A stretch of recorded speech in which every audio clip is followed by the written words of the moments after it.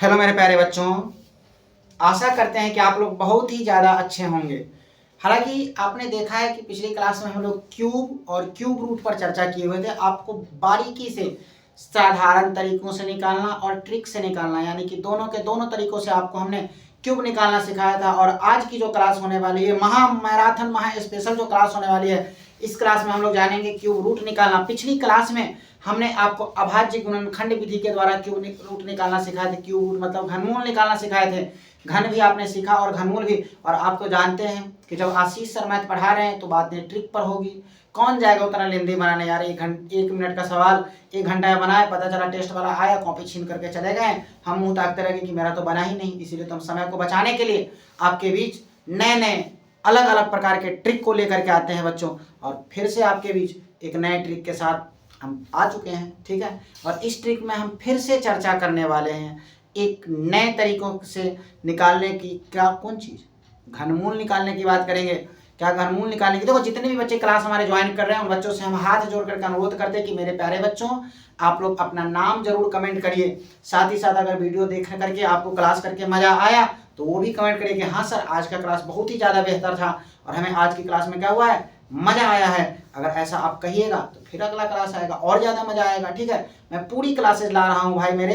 अभी मैं आपको ना घनमूल खत्म कर रहा हूँ, उसके बाद वर्गमूल लाऊंगा, फिर सिंपल इंटरेस्ट, कंपाउंड, हर एक चीज़ की बेहतरीन क्लासेज आएंगी।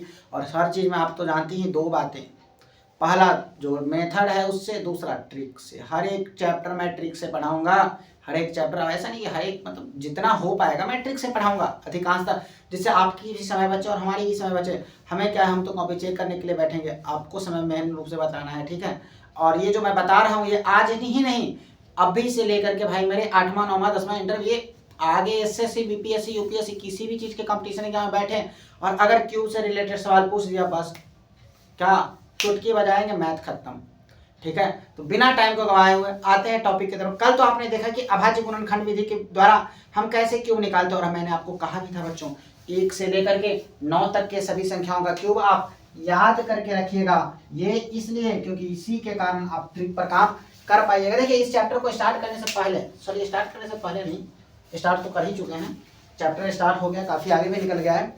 सबसे पहले मैं एक बार आपको बच्चों शॉर्टकट में रिवीजन करा रहा हूँ कि एग्जाम्पल में अगर मान करके चलिए एक छोटा सा संख्या लेते हैं, आपको बोल दिया कि 64 का हमें आप ना क्यूब रूट बताइए, यानी घनमूल बताइए, तो क्या करते थे, 64 लिखते थे, ऐसा डिब्बा बनाते थे। 2 से लगेगा, लगा दिए 32 आएगा, अब लगेगा लगा दिए 16 आएगा, अब लगेगा लगा दिए 8 आएगा, क्या अभी लगेगा 4 आएगा, क्या अभी लगेगा 2 आएगा, क्या लग रहा है अभी लगेगा 1 आएगा। मतलब 2 2 2 2 कितना से लगा, 2 गुने 2 गुने 2 गुने 2, फिर से 2 फिर से 2, ठीक है।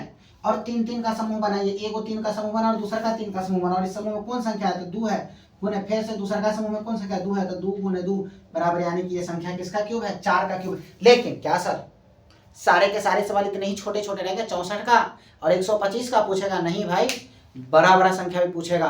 तो बड़का बड़का ना बताइए कि बड़ा बड़ा जब पूछेगा तो क्या करेंगे, क्या ऐसे ही बनाएंगे? बिल्कुल नहीं ऐसे बनाएंगे। इसीलिए तो हम आपको ट्रिक लाए हैं। ये तो मैं बस रिवीजन करा रहा था, इसलिए क्योंकि आपको पता होना चाहिए कि अभाज्य गुणनखंड विधि के द्वारा हम कैसे निकालते हैं घनमूल।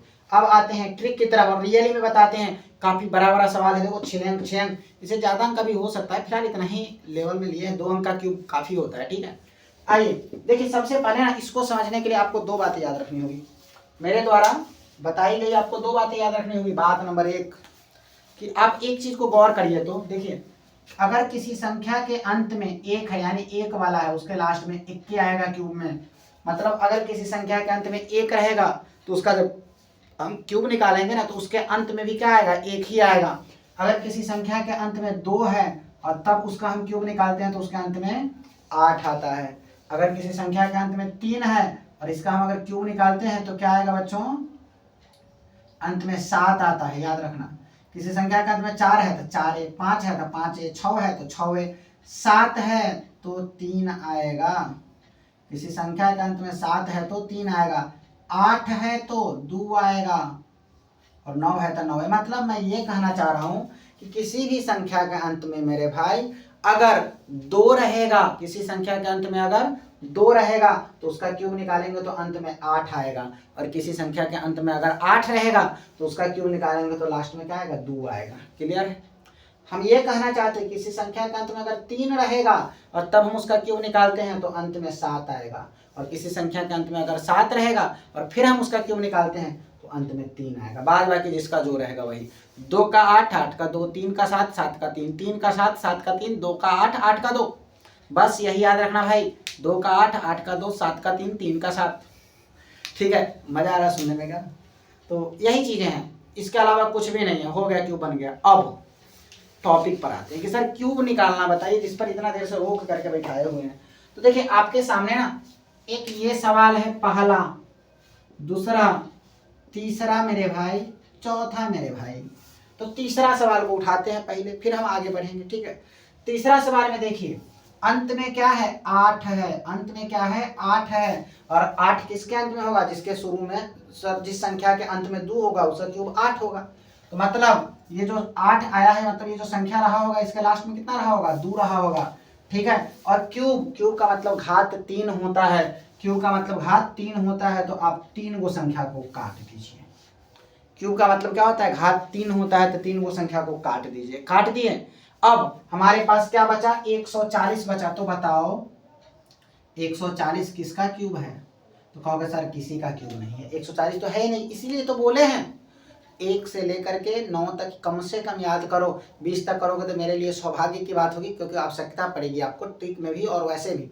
और सबसे बड़ी बात याद हो जाएगा तो वैसे ही सवाल उड़ा देगा। ठीक है, तो अब यहाँ पर बताइए मेरे भाई 140 किसका क्यूब है? देख लो टेबल है आपके सामने, किसी का नहीं है। तो बताओ 140 से जस्ट छोटा किस संख्या का क्यूब आता है? तो 10 जस्ट छोटा आता है 125, जो कि 5 का क्यूब है। और जस्ट बड़ा आता है 216, जो कि 6 का क्यूब है। ठीक है, छोटा और बड़ा। तो देखिए एक काम करते हैं, ये तो बड़ा चला गया तो इसको तो हम खैर छू भी नहीं पाएंगे, लेने की तो दूर की बात है। छोटा वाला संख्या क्या है, 5 है, यानी कि हम इसके पीछे कितना लिख देंगे, 5 लिख देंगे। तो ये जो संख्या है कितना का क्यूब है, 5 का, 52 का क्यूब है। कितना का क्यूब है मेरे बच्चों, 52 का क्यूब है। कहानी खत्म। देखो दूसरा अगला, अंत में 9 आया है। तो हम तो जानते हैं 3 का 7, 7 का 3, 2 का 8, 8 का 2, 2 का 8, 8 का 2। हाँ, तो 9 है तो 9 का 9, तो इसके शुरू में भी 9 रहा होगा। और 3 को संख्या बोले हैं काट दो, काट दिए।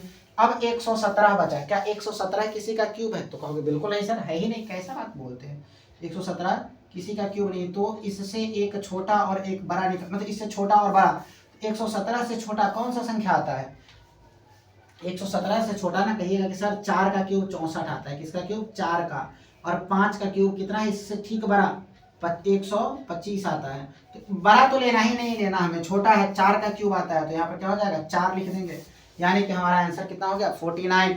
मतलब कहने का यही ना हुआ कि ये 149 का क्या है मेरे बच्चों, या 149 का, सॉरी, या 49 का, 1 मिनट, एक नहीं दिख रहा है क्या? हाँ दिख तो रहा है। या 49 का क्या है मेरे भाई, क्यूब है। या 49 का क्या है, क्यूब है। आगे आते हैं दूसरे सवाल की तरफ। इसमें देखिए मैं आपको 4 सवाल बताऊंगा, हमें पता है आप 400 सवाल बना लोगे इसके आधार पर। ठीक है, कह रहा है अंत में 9 है तो 9 होगा। तीनों को काट दीजिए, काट दिए। ठीक है, 3 को कट गया।